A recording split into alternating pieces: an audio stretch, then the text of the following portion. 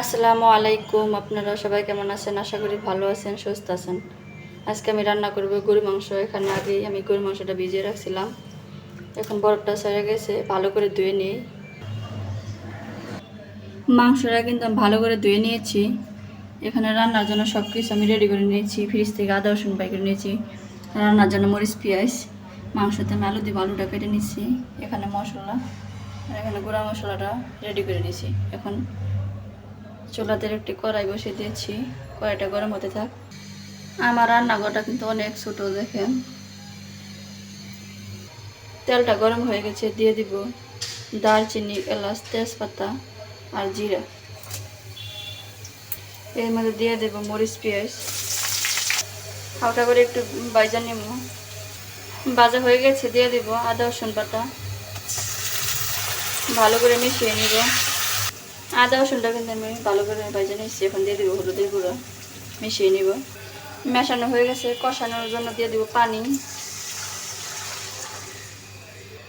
এর মধ্যে দিয়ে দিব মরিচের গুঁড়া, ধনিয়া গুঁড়া, জিরা গুঁড়া, লবণ। আমি একটু গরু মাংসের সাথে ঝাল বেশি খাই, তার জন্য একটু মরিচের গুঁড়াটা বেশি দিয়েছি। আপনারা যেরকম ঝাল খান ওই অনুযায়ী দিয়ে দিবেন। মশলাটা কিন্তু মেশানো হয়ে গেছে। এখন মশলা কষানোর জন্য রাখনাটা কিছুক্ষণ ডাইকা দিব। মশলাটা কিন্তু আমার কষানো হয়ে গেছে, উপরটা তেল উঠে আসছে, তার মানে কষানোটা হয়ে গেছে। এখন দিয়ে দিব ধুয়ে রাখা মাংস, ভালো করে মশলার সাথে মিশিয়ে দিব। মশলার সাথে মাংসটা মেশানো হয়ে গেছে, এখন ঢাকনাটা রেখে দিব। ঢাকনা খুলে আরেকবার নাড়া দিয়ে দিই।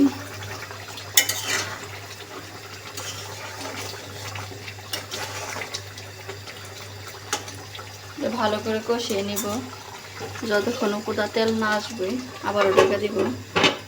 আর এই চুলাতে আমি দুধ গরম দিয়েছি, দেখেন। এই পর্যায়ে দিয়ে দিব আলুটা ভালো করে মাংসের সাথে কষিয়ে নিব। ঢাকনাটা রেখে দিব। আর এইদিকে কিন্তু দুধটা আমার বলক আসছে। এদিকে কিন্তু তেলটা উপরে চলে আসছে, এর মানে আমার মাংসটা কষানো হয়ে গেছে। দিয়ে দিব পানি। মাংসটা সিদ্ধ হওয়ার জন্য কিন্তু আমি পানিটা দিয়ে দিয়েছি। এখন ঢাকনাটা ঢেকে দিব। আর এদিকে দুধটা হয়ে গেছে, চুলাটা অফ করে দিয়েছি।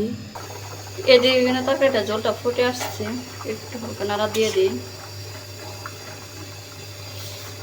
এখন ঢাকনাটা ঢেকে দিব, জলটা শুকাইতে থাক। আর এদিকে একটু বেগুন ভাজা করব। এখানে বেগুনটা আমি ভালো করে ধুয়ে নিয়েছি। এখানে দিয়েছি মরিচের গুঁড়া, হলুদ গুঁড়া, লবণ। এখন ভালো করে মাখিয়ে নেব। মাখানো হয়ে গেছে। আমি কিন্তু বেগুনটা ভাজার জন্য বসাই দিয়েছি চুলাতে, হতে থাক। তরকারিটা কিন্তু হয়ে আসছে। এরপর দিয়ে দিব জিরে গুঁড়া, ভালো করে একটু মিশিয়ে নেব। আর এই চুলাতে বেগুনটা আমি উঠতে দিয়েছি। ভাজাটা কিন্তু আমার হয়ে গেছে, নামিয়ে নিয়েছি। আর এখানে তরকারিটা রান্না শেষ। দেখেন রান্নার পরে চুলার কি অবস্থা হয়। এখন আমি ভালো করে মুছে নিব চুলাটা। দেখেন চুলাটা আমার পরিষ্কার করা হয়ে গেছে, ভালো করে পরিষ্কার করে নিয়েছি। থালা বাসনের কি অবস্থা দেখেন। এগুলো এখন আমি ভালো করে পরিষ্কার করে নেব। এদিকে থালা বাসনগুলো দেওয়া হয়ে গেছে, সবগুলো বাটি কিন্তু আমি এখানে রেখে দিলাম। এই হলো আজকে আমার রান্না, আলু দিয়ে গরুর মাংস আর এখানে বেগুন ভাজি। শুধু এখন ভাতটা রান্না করে নেব। আজকে আমার ভিডিওটি কেমন হয়েছে অবশ্যই কমেন্টে জানাবেন। ভালো থাকবেন, সুস্থ থাকবেন। আল্লাহ হাফিজ।